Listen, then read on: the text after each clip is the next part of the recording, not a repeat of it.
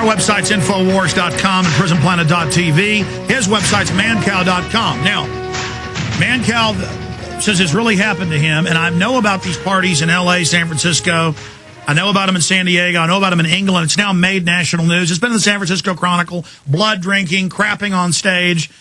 Mancow got invited to a party. They didn't tell him what it was. Big sex party in a warehouse. Mancow, tell folks about tell folks about what's going on. Well, now I got to set this up just a little bit, okay? Let me just set this up. Comic-Con now is the place where everybody in Hollywood has to unveil their heirs. They have to show all the new stuff, and the who's who of Hollywood is there. And there were people, and I don't want to incriminate anybody because I think a lot of these big-time Hollywood people, and I'm talking about every name you know, I think they might have gotten suckered into it like me. So I don't want to cast negativity on them, although some of them looked like they were having a lot of fun. So I was invited to this party called the Sanguine Party, which is the color of blood. And I think I'm saying it right. Does that sound right? Sanguine? Is that the word? Yes. And the cab driver said, no, look, I'm from San Diego. This address doesn't exist. And I went out, and we drove around, and we couldn't find it. It took an hour. No, this is the address. I have a ticket. This is the... And there was a homeless guy outside, and he goes, hey, you here for the party? What? You got to be kidding me. There's nothing around. I was led down a corridor. There was another corridor. There was different chambers I went through. And what I walked into was like something out of a horror movie. There were nuns, people dressed as nuns with their women had nuns, but with the outfits were cut so that their private areas were revealed. There was one guy who was a very feminine man who was kissing other men, and he was dressed as the Pope, and it was an unbelievable costume. And across it, across the hat, the word "dunce" was written. There were people biting each other until they bled. There was sex acts going on. There was lots of drugs.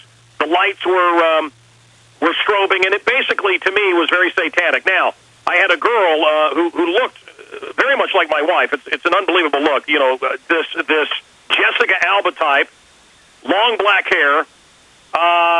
She had no top on, but little black panties with an angel's face and black leather chaps. And the black hair fell down in front of her, and she was trying to seduce me. And it was all very seductive and really a mockery of everything that was good and decent and wholesome. They were mocking God, mocking anything moral. It was a feverish orgy of. You were at a Hellfire Club.